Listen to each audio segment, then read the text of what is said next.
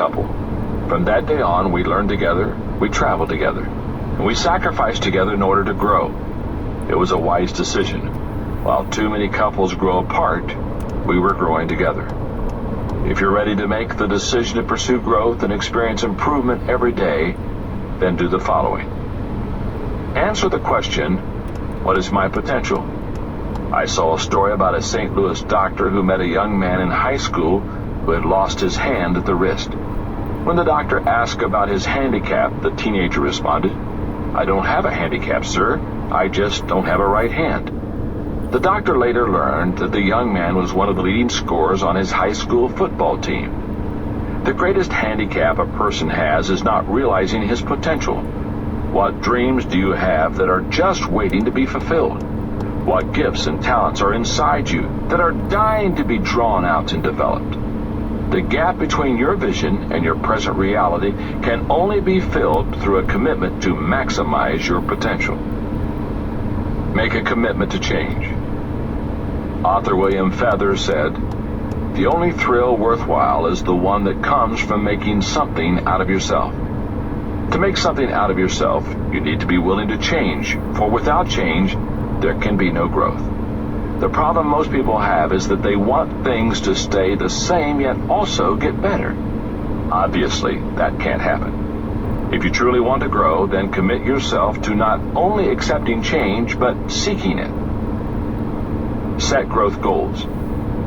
When I first began going after personal growth using Kurt Kampmeyer's materials, I pursued a growth plan that was foundational rather than specific. That was okay then. I was in my mid-20s and I was just getting started. But as I got older, more experienced, and further in my career, I started to focus my growth in a few key areas. One was communication. That made sense for me, not only because I spoke to audiences 4 or 5 times a week, but also because I had some natural ability in that area. Another area was leadership, something I needed to do well every day of my life to succeed in my career. As you plan your growth, it will benefit you greatly to focus on growing in your areas of greatest strength, not your weaknesses, and grow in areas that will add value to you personally and professionally. Put yourself in a growth environment. I've been told that certain species of fish will grow according to the size of their environment. Put them in a tiny aquarium and they remain small even at adulthood. Release them into a huge natural body of water and they grow to their intended size. People are similar. If they live in a harsh and limiting environment, they stay small. But put them someplace that encourages growth, and they will expand to reach their potential. When I finished working through Kurt Kampmeyer's materials, my appetite was whetted for more growth. And it was then that I determined to practice this discipline of growth. Every day I will grow on purpose with my plan. Margaret and I continued to do much of our growing together, but each of us also began tailoring our growth plans to our individual strengths and needs. One of the results of learning is that you realize how far you still need to go, and the more we learned, the hungrier we were for more growth. As you prepare to embrace the disciplines of growth, I want to encourage you to do the following.